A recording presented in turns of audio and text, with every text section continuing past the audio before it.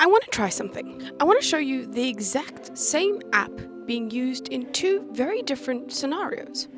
And not because people are different, but because their lives are. So I'm going to tell you the same day twice. You wake up. You check WhatsApp. There's a message from a friend, maybe a meme, someone asking if you're free later. You reply, and then you just put the phone down. Later in the day, you get another message. It's not urgent. You answer later. It's fine. If WhatsApp went down for the afternoon, you'd probably switch to email, or iMessage, or Slack, or even Instagram. It would be annoying, yes. But nothing would really fall apart. You've got Wi-Fi at home. You've got data. You've got a laptop. Banking, it has its own app. School, it has a portal.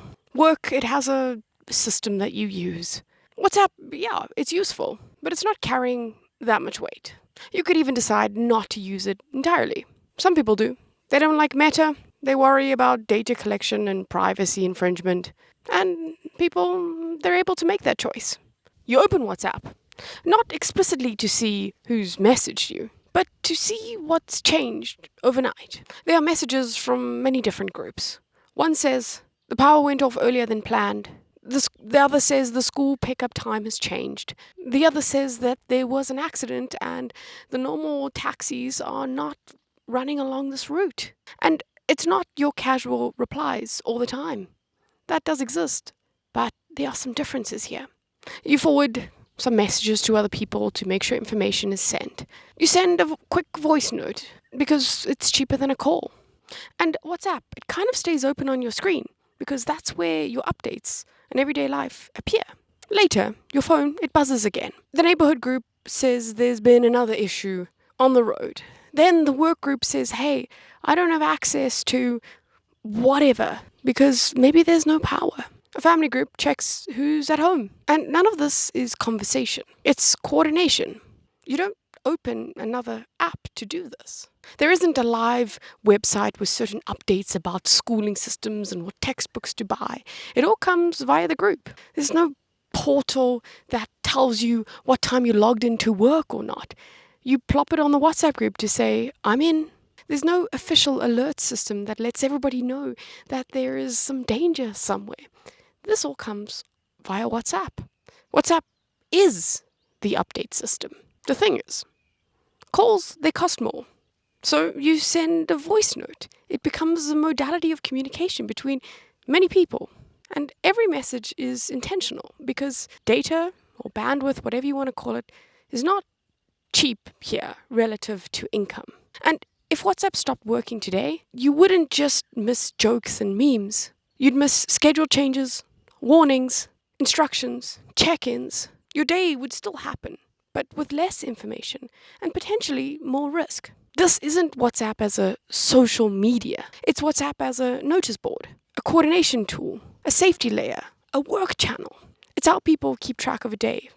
That can change very quickly. So you can see that it's the same app, but it has two very different roles in their lives. In a lot of Western countries, WhatsApp sits on top of systems that already work. Emails work, websites update, apps, they handle this boring stuff. So messaging, it stays social. In South Africa, WhatsApp often ends up filling gaps. Not officially, and not because it was planned to do that. Just because it's cheap, it's convenient, and it works on most smartphones. And it has the ability to reach the most people. And when options are limited, the simplest tools, they end up doing a lot more of the work. And there's certain parts of this that are quite easy to miss. In the West, choosing not to use meta platforms can be a values type of thing. People, they say, I don't like how Meta handles my data. I can easily use something else. Signal, Telegram, just switch over. And most people, they can usually do that because most of their friends have done similar things, or at least have all three of the apps to just chat to each other.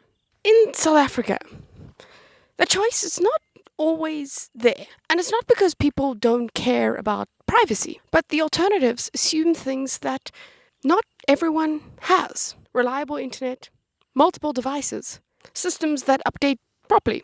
And when one app is how information, work, safety, and family all get things done in the world, opting out, it's not this neutral, conscious choice. You're kind of forced into it. You don't really have a choice. And it kind of changes what you can access if you choose not to engage with these apps. So this isn't a story about people being obsessed with WhatsApp. It's a story about options. Same technology, different conditions. In one place, WhatsApp, it's a preference. In another, it's how things keep moving. And once you see that difference, it's hard to see how people use the same technology in the same exact ways. Again. Sister Bettina!